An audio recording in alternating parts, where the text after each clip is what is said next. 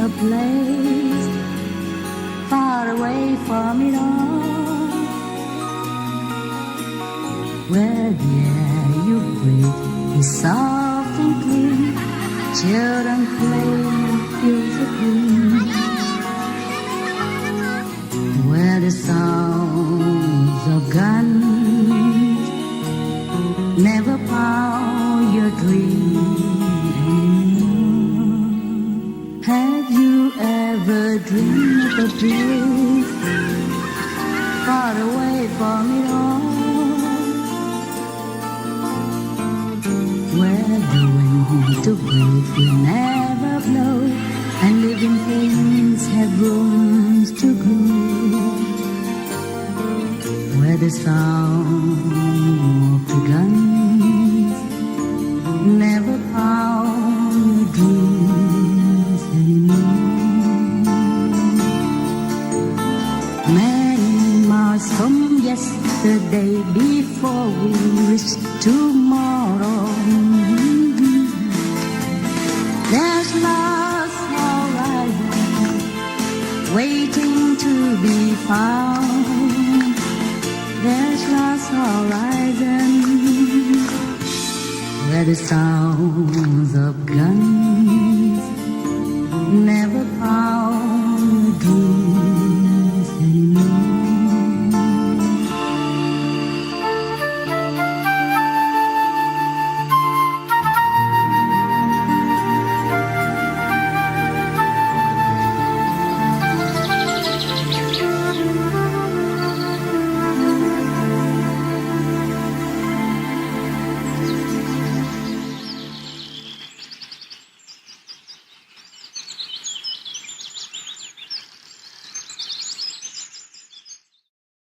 God provides everything already. It's just we overspend.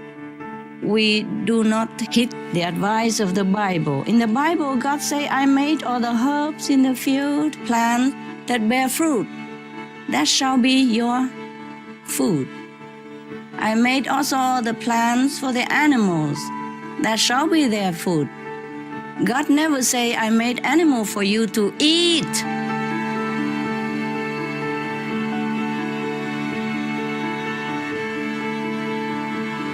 Please continue watching to find out more. Cheerful greetings, blessed viewers. I am Marian Wallace from Seattle, Washington, USA. We wish for your days to be filled with divine blessings and for all your noble dreams to come true.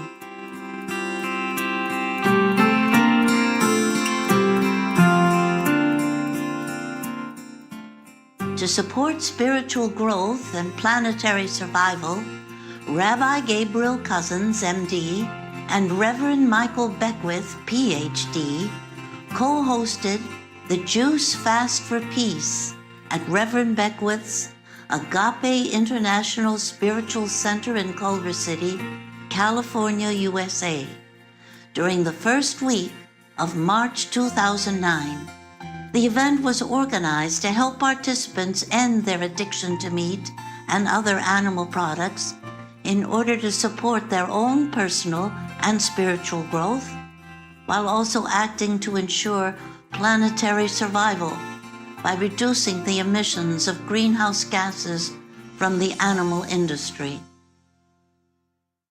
On March 7, 2009, Supreme Master Ching accepted the invitation to attend via video conference to answer the participants' questions and concerns about the damaging impact the meat diet has on the environment and human health.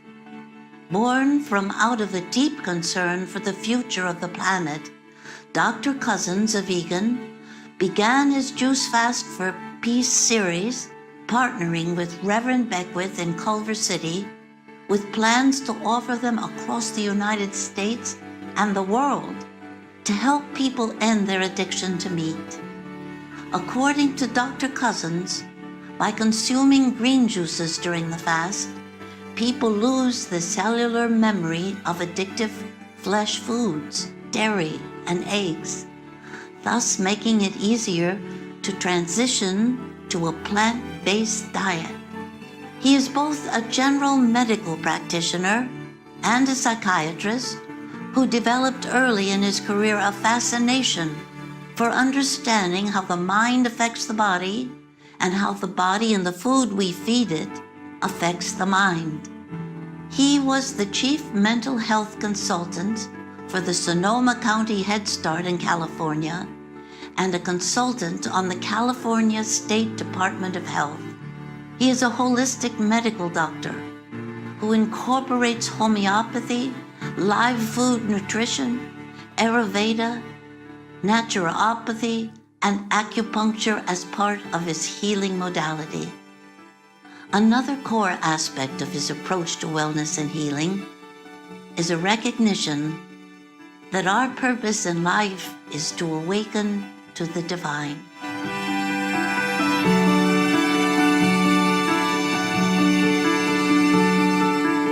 For the next several decades, he devoted his research to finding out how all body types could create a healthy balance and obtain all proper nutrition on a living foods diet. He has authored many books summarizing his findings over the years, such as Depression Free for Life and There is a Cure for Diabetes. For over 20 years, Dr. Cousins has been leading and perfecting green juice fasts, in which only juices made predominantly from green vegetables are consumed.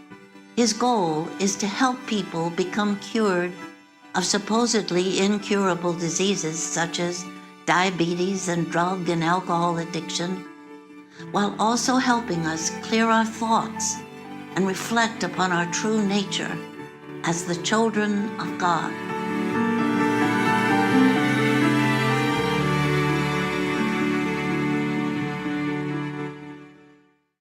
Reverend Michael Beckwith, a vegan, has stated that our purpose on the planet is to wrap our consciousness around the divine treasure within us.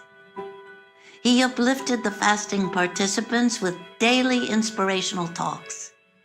He is one of the featured teachers in the international best-selling book and movie, The Secret. His spiritual journey began in 1970s, where his exploration of Eastern and Western teachings led to his own style of teaching, referred to as the New Thought, Ancient Wisdom spiritual tradition. It was his vision of a non-denominational spiritual community that led to the founding of the Agape International Spiritual Center in 1986, which seeks to bring all peoples together into one human family, unified in a core value of peace and the spiritual origin of all beings. Each week, around 9,000 people come to hear him speak at the Agape Center. He proactively works alongside other global peacemakers, including the Dalai Lama, and has also been featured on Oprah, an international US-based daytime talk show, and interviewed on Larry King Live by one of the premier broadcast interviewers of our time. We invite you now to join us for part 3 of our 4-part series to witness this peaceful and uplifting dialogue between Supreme Master Ching Hai, Reverend Michael Beckwith, Dr. Gabriel Cousins, and the participants of the first Juice Fast for Peace in Culver City, California on March 7th, 2009. Hi, my name is Nature. Thank you for your work and your inspiration and your love. Hi, love. And scientists are telling us now that reductions in CO2 emissions will take over 1,000 years to bring about planetary cooling. So it seems that we need to do something immediately to cool the planet. On Supermaster Television, you have reported that Prince Charles has called for an immediate halt to rainforest destruction, and that NASA and climatologist Jim Hansen has urged for the reduction of carbon soot, black carbon. Right. Other IPCC scientists you have interviewed, such as Dr. Kirk Smith, have said reducing methane by going vegan is the fastest way to halt global warming. Can you help us to understand how each of these approaches slows global warming and how you think reducing animal products compares to halting rainforest destruction and halting carbon soot? Okay, my love. All the things that you mentioned above are necessary. Preserving the rainforest, stopping the carbon pollution, and being vegan. Yeah. But being vegan is our top priority because, as I have also mentioned a little bit before, that this provides the most immediate cooling through actions that can be taken by individuals because we are a big group on the planet, you see. Carbon removal is also good and acts fairly quickly, but being veg is something that every single person in the world can do and immediately. Whereas changing carbon technologies will simply take much longer and we don't have time. In an interview with Supreme Master Television, Dr. Hansen indicated his agreement with this concept, saying, "We would also reduce the carbon dioxide somewhat by means of going back to more natural vegetarian type of diet, as opposed to having meat diets. So that is the biggest single thing in terms of our personal lifestyle we could change in order to help solve the climate problem. Just leave one piece of meat and we have everything else as it is right now, and more later on, as the forest will regain its strength and grow back to lushful situation again, and then attract more rains and protect the soil and cool the planet. As I said already, CO2 will linger too long, up to 10,000 years in the atmosphere, but methane dissipate quickly. And the most factor that contribute to our global warming right now is methane. And methane come from livestock rising. Do you see my logic? Yes? Okay, good. So if we cut the methane, the planet cool down quick. If we cut CO2 and still keep the methane, then it doesn't help much. Besides, we cannot cut CO2 that quick because we don't have other technology invention right now to replace the one that we are having. The methane pollution came from livestock raising. So if we stop that, no more heating of the planet. Because if we stop livestock raising, that means stop also forest clearance. It's because most of forest clearance is for planting stuff for animals. So we water the plant from the root is the best. If we cut meat diet, everything else cut. No more transportation for meat, no more deep freeze for meat, no more manure run off into our rivers and contaminate our river. And because of that, we have to use more chemical to clean it. So we just give more and more chemical into our body. And then if no more meat, then no more forest clearing. Then we don't even need to plant trees that much. The forest will recover itself, as we have seen in some area. Just leave it alone. Nature will take care, truly. All we do is just work with nature, and nature will take care of everything. God doesn't put us on this planet to die. God provides everything already. It's just we overspend. We do not heed the advice of the Bible. In the Bible, God say, "I made all the herbs in the field, plants that bear fruit. That shall be your food. I made also all the plants for the animals. That shall be their food."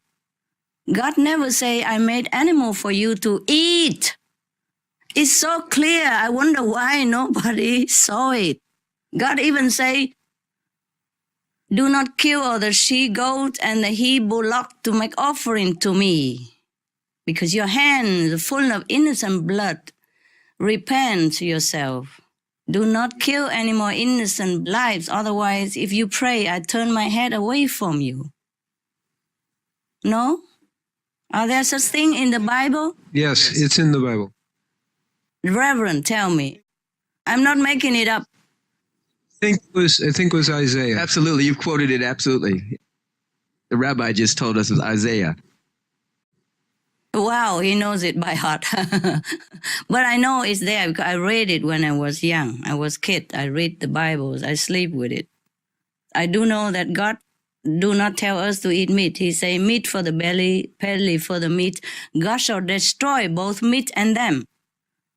Do not be among meat eater and alcohol drinkers. Not to be among them even, not to talk about being one ourselves. So in all kind of direction, religious, scientific, and health, meat is a no-no. So from now on, we have to realize that. And please tell everybody else. I know you know it already. Please just don't be just a vegetarian. Be a heroic vegetarian. Be out there. Tell people. Do something. I need your help. Thank you. Fantastic You got it. advice.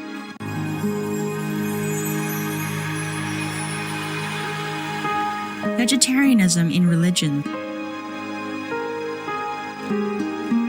The Baha'i Faith. Regarding the eating of animal flesh and abstinence therefrom, know thou of a certainty that, in the beginning of creation, God determined the food of every living being, and to eat contrary to that determination is not approved. Selections from the Baha'i writings on some aspects of health and healing. Buddhism. All meats eaten by living beings are of their own relatives. Lankavatara Sutra. Also, after the birth of the baby, care must be exercised not to kill any animal in order to feed the mother with meaty delicacies, and not to assemble many relatives to drink liquor or to eat meat. Because at the difficult time of birth, there are innumerable evil demons, monsters, and goblins who want to consume the smelly blood. By ignorantly and adversely resorting to the killing of animals for consumption, they bring down curses upon themselves, which are detrimental to both the mother and the baby. Ksitigarbha Sutra. Be careful during the days immediately after someone's death, not killing or destroying or creating evil karma by worshiping or offering sacrifice to demons and deities, because such killing and slaughtering committed, or such worship performed, or such sacrifice offered, would not have even an iota of force to benefit the dead, but would entwine even more sinful karma into previous karma, making it even deeper and more serious, thus delay his rebirth to a good state. Karma means retribution. Ksitigarbha Sutra. Cow die. The most important thing is to stop killing, because animals also have souls and understand like humans. If we kill and eat them, then we owe them a blood debt. Teachings of the Saints. Christianity. Meats for the belly and the belly for meats, but God shall destroy both it and them. Holy Bible. And while the flesh was yet between their teeth, ere it was chewed, the wrath of the Lord was kindled against the people, and the Lord smote the people with a very great plague. Holy Bible. Confucianism. All men have a mind which cannot bear to see the sufferings of others. The superior man, having seen the animals alive, cannot bear to see them die. Having heard their dying cries, he cannot bear to eat their flesh. Mencius. Tao Yu. To have peace, humanity must first have peace with the animals. Do not kill them to feed ourselves. Then there will be peace among people. Nam Wook Fat Temple. Essenes. I am come to end the sacrifices and feasts of blood. If ye cease not offering and eating of flesh and blood, the wrath of God shall not cease from you. Gospel of the Holy 12. Hinduism. Since you cannot bring killed animals back to life, you are responsible for killing them. Therefore, you are going to hell. There is no way for your deliverance. Adi Lila. He who desires to augment his own flesh by eating the flesh of other creatures lives in misery in whatever species he may take his birth. Mahabharata Anu. Islam. Allah will not give mercy to anyone except those who give mercy to other creatures. Hadith. Do not allow your stomachs to become graveyards of animals. Hadith. Jainism. A true monk should not accept such food and drink as has been especially prepared for him involving the slaughter of living beings. Sutra Kritanga. Judaism. And whatsoever man there be of the house of Israel, or of the strangers that sojourn among you, that eateth any manner of blood, I will even set my face against that soul that eateth blood, and will cut him off from among his people. Holy Bible. Blood meaning flesh. Sikhism. Those mortals who consume marijuana, flesh, and wine, no matter what pilgrimages, fasts, and rituals they follow, they will all go to hell. Guru Granth Sahib. Taoism, do not go into the mountain to catch birds and nets, nor to the water to poison fishes and minnows. Do not butcher the ox that plows your field. Tract of the Quiet Way. Tibetan Buddhism. The offering to the deities of meat obtained by killing animate beings is like offering a mother the flesh of her own child, and this is a grievous failure, the supreme path of discipleship. Zoroastrianism. Those plants I, Ahura Mazda, or God, rain down upon the earth to bring food to the faithful and fodder to the beneficent cow. Avesta. Everybody knows that vegetarian diet is good for health and to save the planet. They will be awakening their own great, compassionate, loving self-nature, and then their level of consciousness will rise up automatically, and they will understand more than they ever did, and they'll be closer to heaven than what they are right now.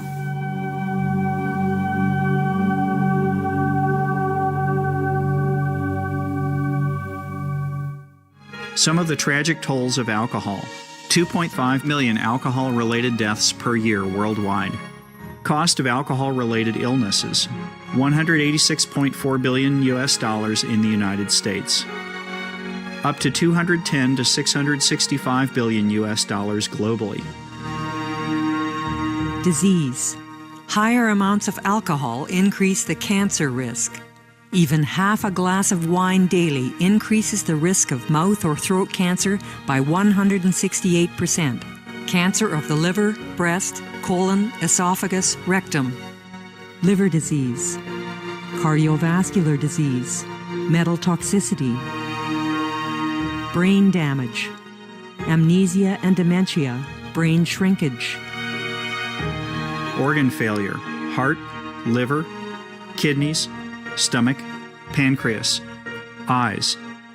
Birth defects, mental retardation, fetal alcohol syndrome, stunted growth, facial deformity, sudden infant death syndrome, miscarriage. Alcohol-related violence. Child abuse, 50% of cases. Violence toward loved ones, 30% of cases. Violent acts, 40 to 80% of cases. Suicides, 20 to 50% of cases. Plus more. For more urgent information, please visit www.suprememastertv.com/killers. Hello, I'm honored to be in this exchange, and it's an opportunity that I enjoy. Hi, love. My name is Ray Fred. Hi. Many people say that we can just stop eating beef and we can switch to chicken and fish instead and lower our emissions. What would you respond to somebody considering that as a choice? You agree to that, sir? No, I just hear a lot of it. How would I respond to someone who is going that route? Switching to anything at all other than a purely plant-based diet will not really help at all. This is because of all the things I mentioned above, and first of all, eating both fish and chicken does not significantly reduce the global warming at all. Eating chicken, for example, chickens that are grown for food are a huge source of antibiotic arsenic poison and fertilizer runoff, which increases pollution and global warming effects. For example, in the United States alone, the Centers for Disease Control report that 76 million cases of foodborne illnesses are reported each year, with poultry, the chicken that you mentioned, triggering more cases than any other food group even. Sometimes these are also life-threatening, or they can leave permanent damage in the person. So there really is no reduced cost for eating something like chicken. As for fish, overfishing of the seas has already resulted in imbalances such as the so-called dead zones everywhere in the sea that do not support life That zone is the area of sea, sometimes as big as Texas, that no life in there at all. No fish, no shrimp, nothing live in there because there's no oxygen. The reason is overfishing. You see, there's another condition called acidification, where the lack of certain fish has contributed to higher ocean acidity, which in turn reduces the capacity of the ocean to absorb CO2. And the ocean is a very complex ecosystem, where every living thing has a unique function. So removing even a small fish for humans to eat creates an imbalance in the sea. In fact, we are already seeing an effect of this imbalance on marine mammals. As the ocean became warmer and warmer and more acidic, more toxins are present in the water. The whales and the dolphins are thus being driven from the ocean as conditions worsen. They are suffocating them. Sometimes hundreds at a time, they're, dying on the beach because they cannot tolerate this, toxic condition in the seawater anymore. What do we think? Why the dolphin and the whale beach on the sand? They die hundreds at a time because they cannot suffer anymore the water in which they live. Water means life to them, but now water become poison. So they had to go out. They go out, they die. They stay in the water, they die. They come to the beach, but it doesn't help them either. They die either way. So even though fish and chicken may not have the obvious carbon impact that other animals do, everything is interconnected. And there's no way to say that consuming these things result in lower carbon price to the earth at all. Thank you. And, yes, sir. And, according to scientific research, chickens are very intelligent. They have DNA almost like human. And fish as well. Have been proven that fish also intelligent. They communicate with each other. They can talk. They led a very, very organized, very, very intelligent life. Even ants are talking to each other, according to new scientific discovery. They talk to each other in such inaudible languages that is recorded by the sophisticated scientific apparatus. So even ants, they're intelligent. Look at the way they build their city and their palace. We could not do that compared to our size. They're building, like a skyscraper by their own hand only. But they talk to each other even. Even ants talk to each other. Fish talk to each other. They do lead intelligent life and they all have souls, consciousness in them.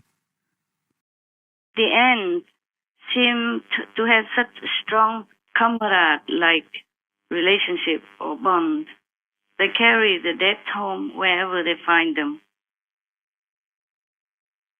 Like this one trying so hard to even climb the wall to bring his friend back after trying to revive him without success. He carried him until he so exhausted himself and sometimes dropped him from the wall and take a rest. And then finally curl up beside him. I thought he's dead and tried to separate them just to see what happened. But then he woke up and tried to find his dead friend again. But finally he's also too tired, so they died together. I also saw one big ant touching the mouth of a dead one for quite some time. Like half a minute or something, as if resuscitating him. But after a while, without success, also he carried the dead one away. Some ants come into my office place, and they could not get out because, I don't know, it's a long way or something to climb the wall to get in. Even I tried to clean and they sweep them out, but they come back again. So I give them some fruit to eat, some fruit and some cake. and they just lining up to wait for their turn. They never climb on top of each other or fight for that, even though they were desperate. I didn't really want to encourage them to come in, but since they came in and they don't come out and they die, so I thought might as well feed them. This end story, a true story, and I have been witnessing it. And the ants, they would carry their dead friend everywhere they found, not just in one place or not just where I had a chance to see. I also saw one small ant circling around his dead friend's body 7 times, as if paying the last homage ritual. It was so touching to see, and I can't help crying.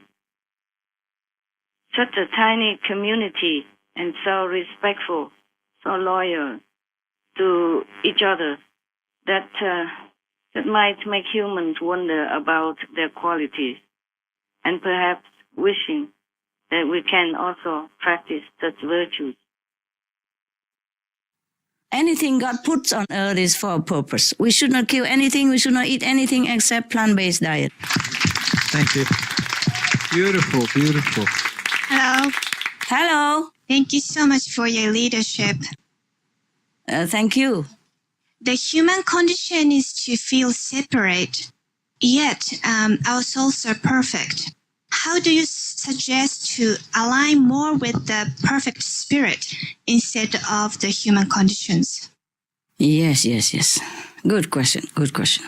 That's why you have the yoga class over there. Yes.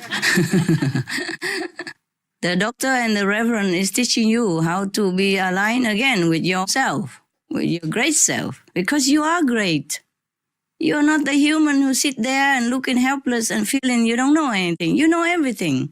As long as you connect yourself again with the storehouse of wisdom and switch back on your great almighty power, then you're one with God again. Of course, we have forgotten. That's why we need to meditate. We need to retrain ourselves for a while. After a while, you will know that. You are that. You are one with God. You will see yourself not as a body, but as brilliant lights like 1,000 suns. You can see yourself like Almighty, one with the whole universe.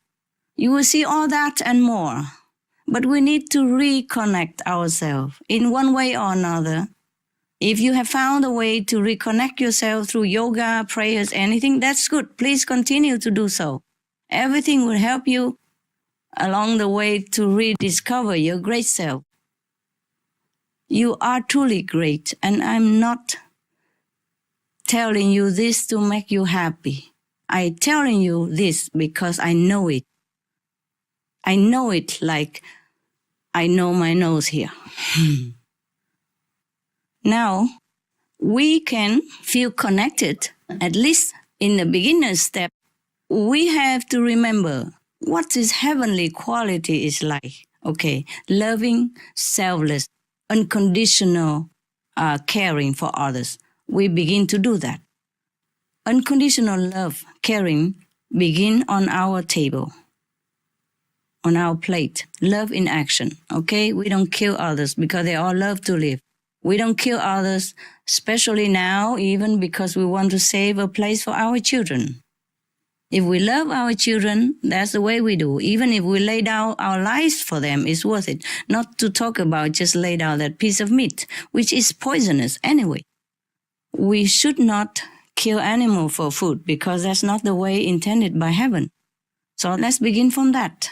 See, we live a heavenly quality life, then we are one with heaven. Very simple. Every time you do something, you start thinking, would a heavenly being do this? Yes.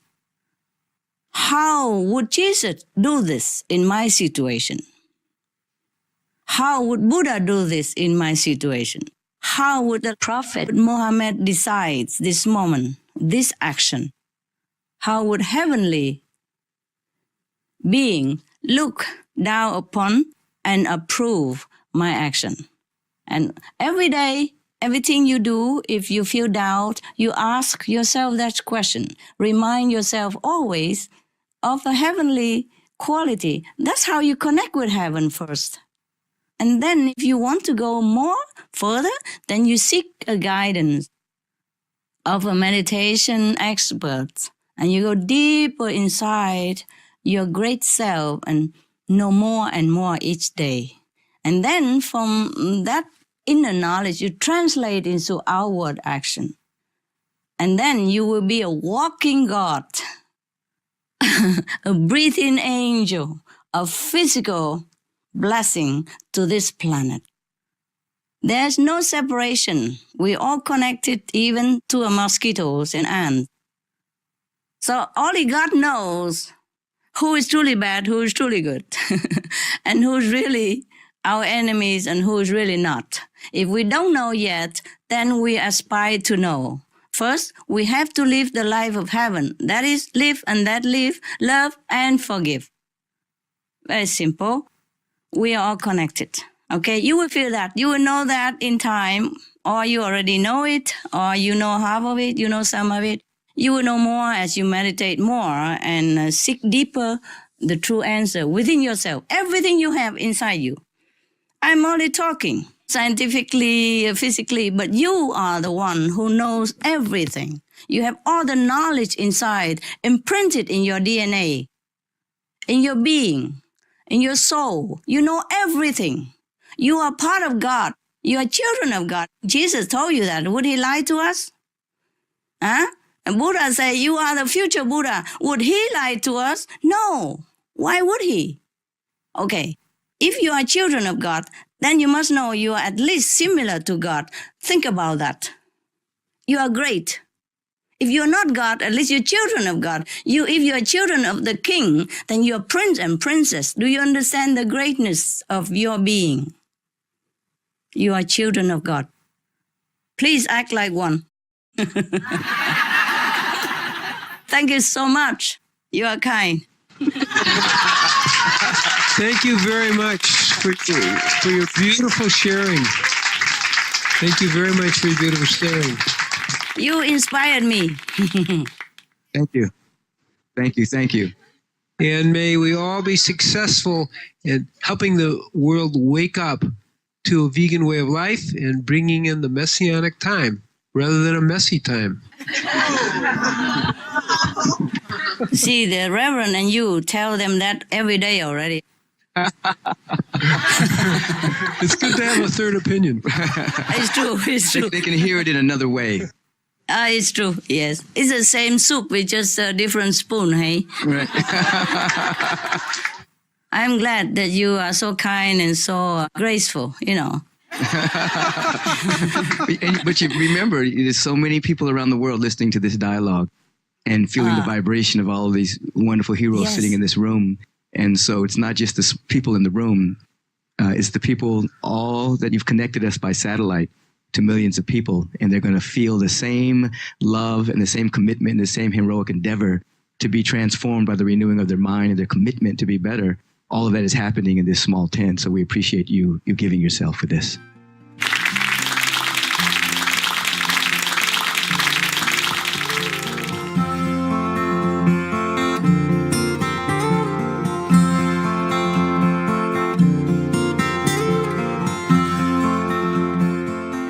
All information concerning the scientific evidence of climate change and its solution is in Supreme Master Ching Hai's book, From Crisis to Peace, free to download at crisis2peace.org.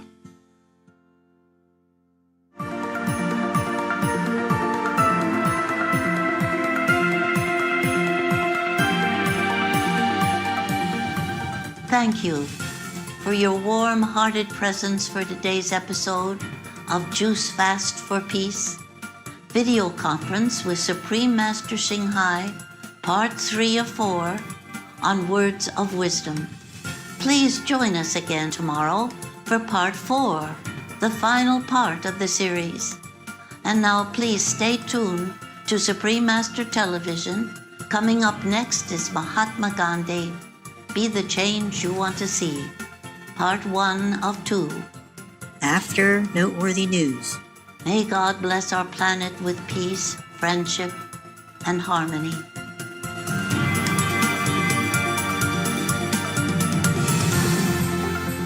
For more details, please visit suprememastertv.com/WOW.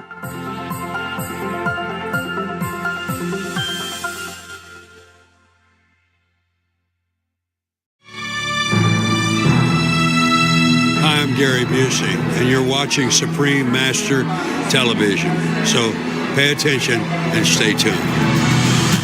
Hi, I'm Christy Swanson. Be veg, go green, save the planet. Hi, I'm Dr. Neil Barnard from the Physicians Committee for Responsible Medicine. Hello to all my friends from Supreme Master. What's up, guys? It's Ashley Argota from True Jackson BP on Nickelodeon. Be veg, go green, save the planet. Hi, I'm Jolie Fisher. Be veg, go green, save the planet. I'm Bob Barker, and you're watching Supreme Master Television. Thank you for watching Supreme Master Television. Hi, Supreme Master. I celebrate all your work and all your beliefs. Hi, I'm Rory Friedman. Be veg, go green, save the planet. Hi, I'm Billy McNamara, and you're watching Supreme Master Television. And now is the time to act on global warming. I'm Pamela Anderson. You're watching Supreme Master Television. Hi, veg, go green, save the planet. Hi, I'm Rhoda Mitchell, and you are watching Supreme Master Television. You're watching Supreme Master Television. Be veg, go green, save the planet. I'm Christina. And I'm Courtney. Be veg, go green, save the planet. Hi, my name is Douglas Smith. You're watching Supreme Master Television. Be veg, go green, save the planet. Be veg, go green, save the planet.